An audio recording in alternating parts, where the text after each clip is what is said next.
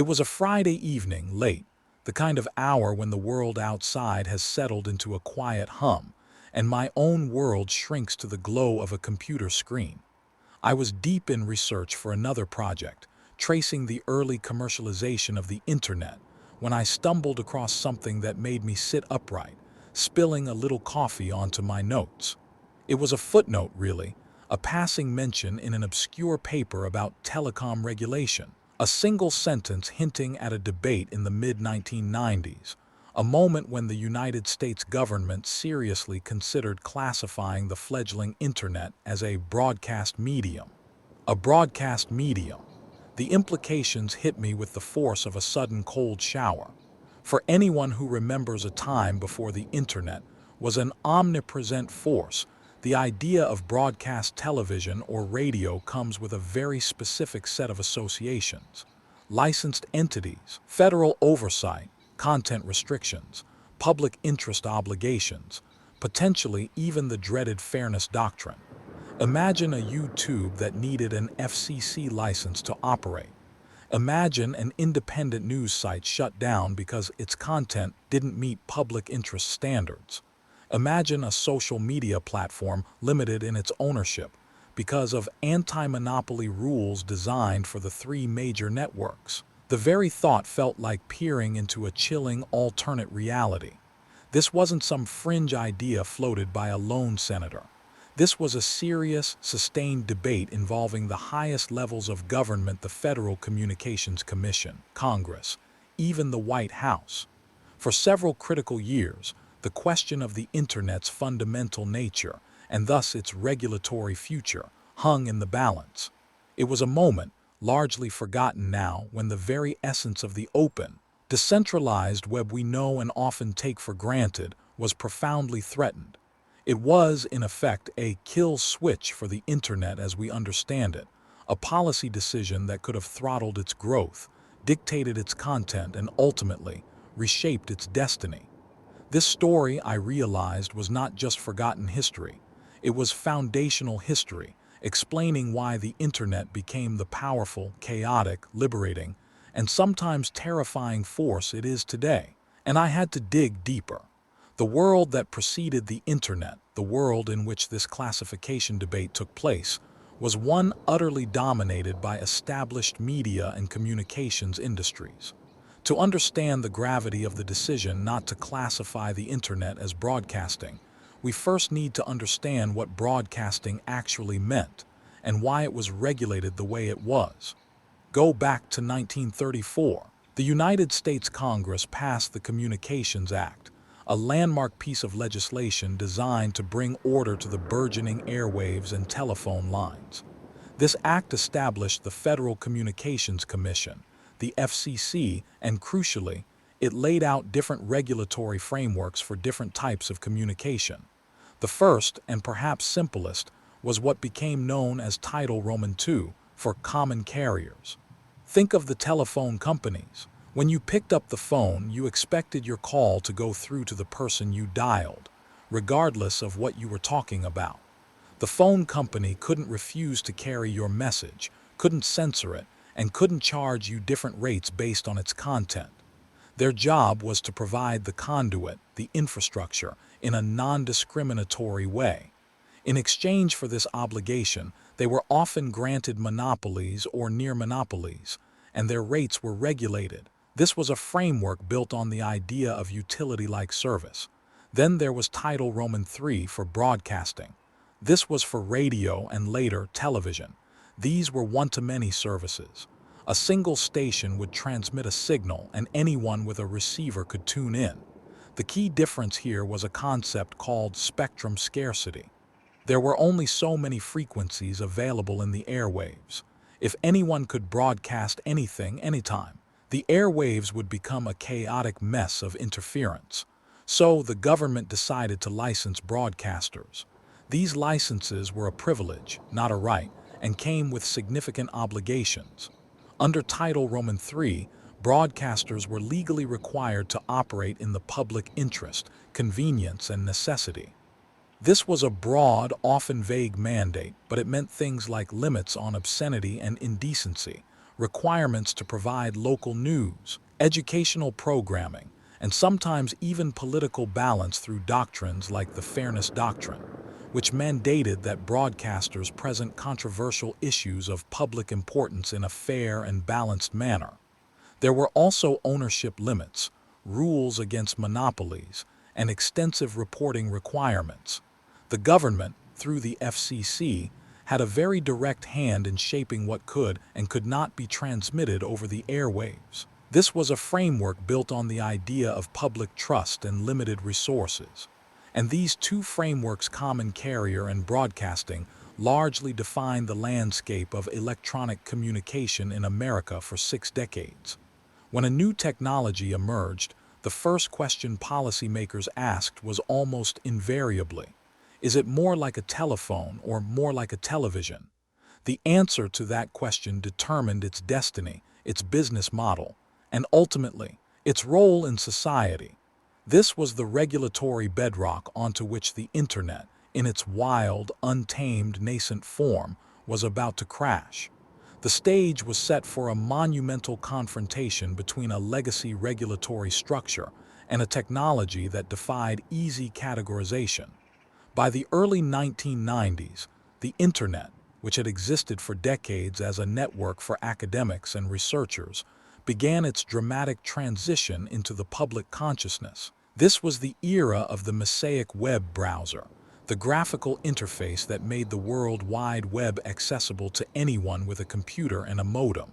All of a sudden, the arcane world of FTP and Gopher gave way to a colorful, clickable landscape. Companies like AOL and Prodigy were offering dial-up access to millions of homes. The dot-com boom was just a whisper on the horizon, but the explosion of interest was undeniable. People were discovering email, online forums, and eventually primitive web pages. It was exciting, novel, and entirely unregulated. And that, naturally, got the attention of official Washington. Here was this powerful new medium, growing exponentially, carrying information, images, and conversations across state lines and international borders, and no one seemed to be in charge. The concerns were varied and often legitimate. Parents worried about indecency and pornography easily accessible to children. Copyright holders saw their intellectual property being shared without permission. Businesses saw new opportunities, but also potential liabilities. And perhaps most significantly for our story, existing media companies and telecommunications giants looked at this new beast and wondered how it fit into their meticulously regulated ecosystems. This is where the regulators stirred. The Federal Communications Commission under Chairman Reed Hundt found itself in an unprecedented position.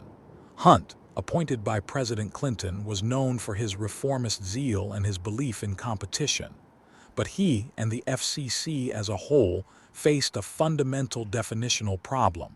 What was the Internet? Was it a telephone network carrying messages from point A to point B? Was it a broadcast station disseminating content to a mass audience? Or was it something else entirely? Vice President Al Gore, a self-proclaimed information superhighway enthusiast, was a prominent voice.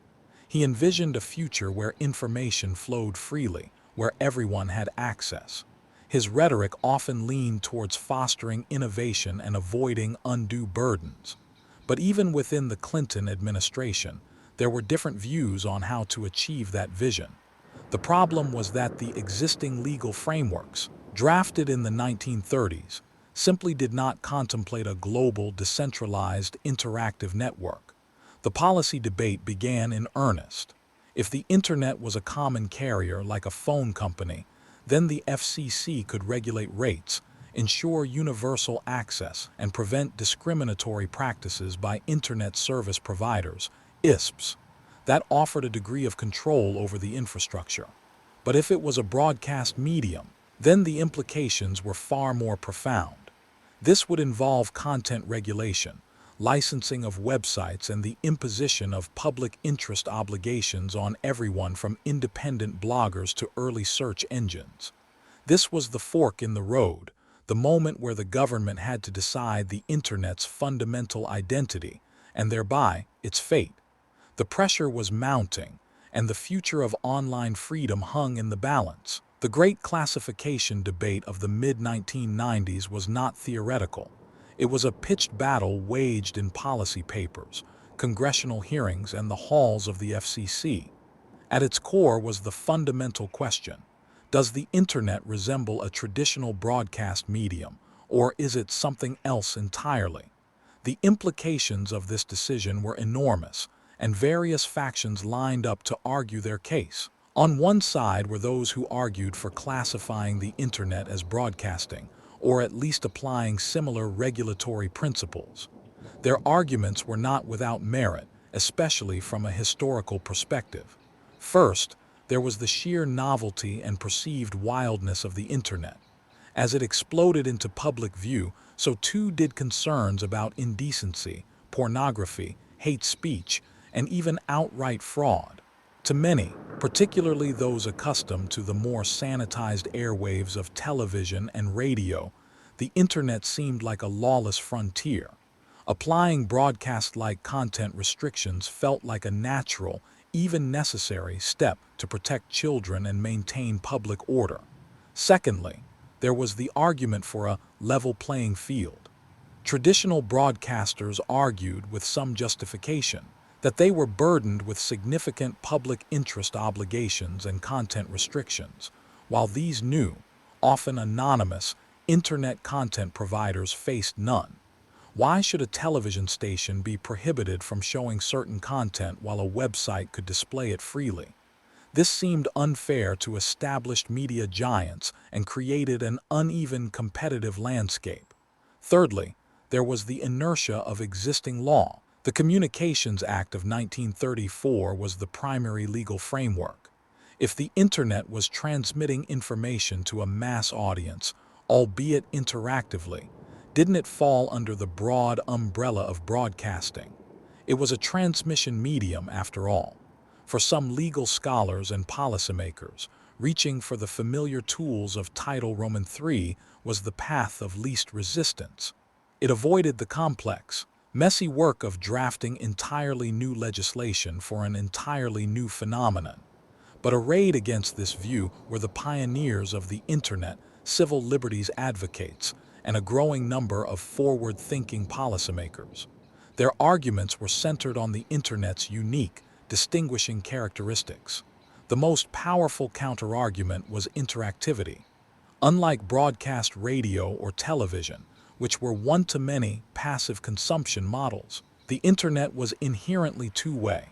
Users weren't just receiving content, they were creating it, responding to it, choosing it, and publishing their own. This made the concept of a single broadcaster absurd. Who would you license?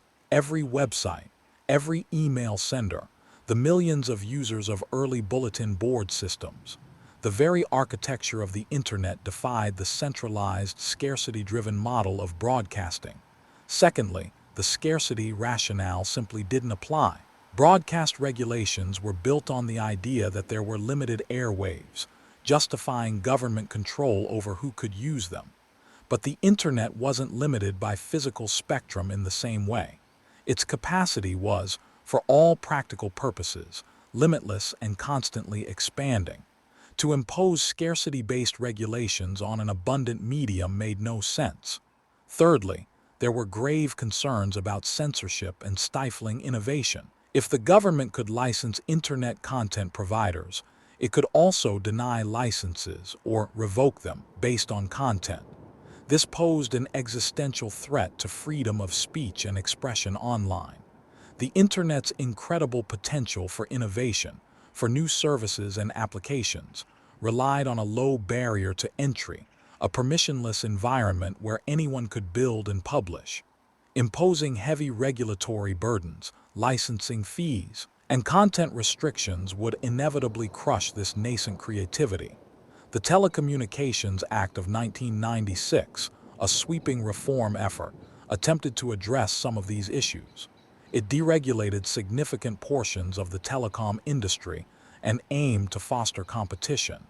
But even this monumental piece of legislation did not definitively classify the internet. it introduced some provisions related to Internet content, notably the Communications Decency Act, or CDA, which attempted to regulate indecent content online. However, the CDA was almost immediately challenged in court and ultimately struck down by the Supreme Court in 1997 on First Amendment grounds, specifically because the Internet was not seen as a broadcast medium with limited speech protections. This legal victory further highlighted the Internet's distinct nature. The debate raged on in FCC proceedings, in congressional committees, and in public forums. Lobbyists for traditional media clashed with tech visionaries and civil liberties advocates. It was a true fork in the road, a moment where the very identity of the Internet was up for grabs, and the direction chosen would determine whether it would become a regulated utility, a controlled broadcast channel, or remain a sprawling, decentralized network of unprecedented freedom. Against the backdrop of intense debate, a crucial shift in perspective began to emerge within the FCC and the Clinton administration. The arguments for treating the Internet differently from traditional broadcast media gained significant traction. This wasn't a single, dramatic vote, but rather a series of policy decisions and deliberate non-decisions that, collectively, constituted a narrow escape for the open web. A key figure in this turning point was Vice President Al Gore. While his information superhighway rhetoric could sometimes sound a little top-down, his underlying vision, particularly influenced by early Internet thinkers and academics, leaned strongly towards fostering innovation and minimizing government intrusion. He understood, perhaps more intuitively than many others in Washington, the decentralized and interactive nature of the Internet. His advocacy for a lighter regulatory touch was instrumental in shaping the administration's stance. The legal and philosophical arguments that ultimately won the day were compelling. The FCC itself began to articulate the fundamental differences between broadcast and the Internet. In a series of reports and statements, particularly after the Telecommunications Act of 1996 and the Supreme Court's striking down of the Communications Decency Act, the Commission started to solidify its position. The core distinction was interactivity. Broadcast television and radio were passive, one-way media. The audience consumed what was provided. The Internet, however, was fundamentally interactive. Users actively chose what to access, contributed content, communicated directly with others, and navigated a vast, distributed network. This made the scarcity rationale, which underpinned broadcast regulation, entirely irrelevant. There was no practical limit to the number of websites or online services that could exist. Furthermore, the FCC began to distinguish between telecommunications services, like basic phone lines, which could be regulated as common carriers under Title Roman II, and information services, or enhanced services. Internet access, particularly the content and applications offered over it, was increasingly seen as an information service, falling under Title I of the Communications Act. Title I services were largely exempt from the heavy-handed regulations of Title Roman II Common Carrier and Title Roman III Broadcasting. This classification was critical. By deeming Internet service providers as offering an information service rather than a telecommunications service or a broadcast service, the FCC essentially carved out a path for minimal regulation. This was not a formal declaration of the Internet is free from all regulation forever. Instead, it was a policy of deliberate restraint, a decision to not apply the existing, inappropriate frameworks. It was a recognition that attempting to shoehorn the Internet into either the common carrier or broadcast box would stifle its unique potential. The risk of censoring a medium built on individual expression, of requiring licenses for every website, blog, or online forum was too great. The danger of stifling the explosion of innovation by imposing the same burdens as a major television network was too clear. The decision was not without its critics, and the battle over internet regulation continued in other forms for decades, particularly concerning net neutrality. But in the mid-1990s, at the very moment when the internet was finding its commercial footing, the critical choice was made. The government would step back from treating it like a licensed, content-controlled broadcast medium. This was the narrow escape, the moment when the kill switch for the open internet was, thankfully, left unpulled. This policy of restraint, born from intense debate and a growing understanding of the internet's distinct nature, became the bedrock upon which the entire modern digital world would be built. The consequences of this decision, or rather, this non-decision to regulate the internet as a broadcast medium, were nothing short of monumental. Imagine for a moment an alternate history. What if the FCC had chosen the path of control? In that parallel universe, Google might never have emerged as a global search engine without severe restrictions on what content it could index, or perhaps it would have required a federal license to operate, subject to renewal and content audits. YouTube, if it existed at all, would be a shadow of its current self. Its videos would likely be pre-screened for public interest violations. Creators would need licenses, and independent voices might be silenced for failing to meet vague broadcast standards. Social media platforms like Facebook or Twitter would operate under strict editorial guidelines, perhaps even being held responsible for the veracity and appropriateness of every post, forcing them to become more like traditional publishers than open platforms. The very idea of user-generated content, the engine of so much internet activity, would be severely curtailed, if not entirely squashed. E-commerce, too, would have faced immense hurdles. Online stores might have needed licenses, their product offerings scrutinized, and their marketing materials subjected to the same content rules as television commercials. The free flow of information, the rapid iteration of ideas, the explosion of new business models, all of it would have been stifled under the weight of pre-existing regulatory frameworks designed for a completely different technological era. But that is not what happened.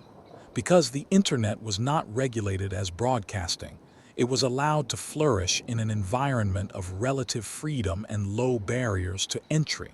This absence of a heavy regulatory hand in its nascent stages was the single most important factor enabling the explosion of innovation, creativity, and economic growth that characterized the late 1990s and beyond. Without the need for licenses or fear of content-based censorship, entrepreneurs and developers were free to experiment. They could launch websites, create applications, and build platforms without first navigating a complex and often subjective regulatory approval process. This permissionless innovation led directly to the dot-com boom, the rise of powerful search engines, the birth of social media, the ubiquity of streaming video, and the transformation of global commerce. The internet became a democratic space for expression, a platform where anyone with an internet connection could publish their thoughts, share their art, start a movement, or build a business. It allowed for dissenting voices to be heard, for niche communities to form, and for entirely new industries to emerge that were unimaginable just years before. This incredible growth and diversification of the internet are often attributed to technological breakthroughs, venture capital, and sheer ingenuity, and rightly so. But what is often forgotten is the crucial, foundational policy decision that provided the fertile ground for all of that to take place. The choice to treat the internet as an information service rather than a broadcast medium, a choice made in the crucible of heated debate in Washington, D.C., was the unseen hand that lifted the limits, cleared the path, and unleashed the full, transformative power of the global network. It was the moment where the internet was given permission to be truly new, truly different, and truly world-changing. Looking back at this forgotten moment in the mid-1990s, when the internet almost became a heavily regulated broadcast medium, offers a powerful lens through which to view the digital world we inhabit today. The internet, in its present form, is undeniably a mixed bag. It's a source of unprecedented connection and information, a platform for democratic movements and an engine of economic growth. Yet, it also grapples with misinformation, hate speech, privacy concerns, and the immense power wielded by a handful of tech giants. The decision not to regulate the internet as broadcasting did not, of course, mean the internet remained entirely unregulated. Far from it. Over the decades, specific aspects of online activity have been addressed by legislation, often in response to pressing societal concerns. We've seen laws like the Digital Millennium Copyright Act, or DMCA, addressing intellectual property, the Children's Online Privacy Protection Act, or COPPA, and later the European Union's General Data Protection Regulation, or GDPR, have tackled privacy. Cybersecurity laws and regulations around online commerce have also emerged. The internet is a far cry from a regulatory Wild West today. However, these specific regulations target particular behaviors or issues, not the fundamental nature of the internet as a medium. They do not require YouTube to get a federal license to broadcast, nor do they empower the FCC to dictate the content of every website based on public interest. The core principle of permissionless innovation, the idea that anyone can launch a service or publish content without government pre-approval based on their message, largely endures. The debates surrounding net neutrality in the 2000s and 2010s, which argued whether internet service providers should be treated as common carriers under Title Roman II to prevent them from blocking or throttling content, were, in a way, a relitigation of the internet's identity. Those debates highlighted that the regulatory classification of the internet, though seemingly settled in the 1990s, remains a live and contentious issue, with profound implications for control over access and content. This story, then, is more than just a historical curiosity. It's a stark reminder of how close we came to a fundamentally different internet, an internet constrained by the legal and philosophical baggage of old media. It underscores the profound impact that seemingly obscure policy decisions can have on the trajectory of technology and society. It demonstrates that the characteristics we now take for granted, the openness, the decentralization, the low barriers to entry, were not inevitable. They were the result of conscious choices, fierce advocacy, and a critical understanding of what made this new medium unique. As we continue to grapple with the challenges and opportunities of the digital age, understanding this foundational moment in the internet's history becomes even more critical. It serves as a caution against blindly applying old paradigms to new technologies, and reminds us that vigilance is always necessary to protect the principles of an open and free exchange of information. The kill switch for the open internet was averted once, but the tension between freedom and control, innovation and regulation, remains an eternal dance. Subscribe if you want more stories like this.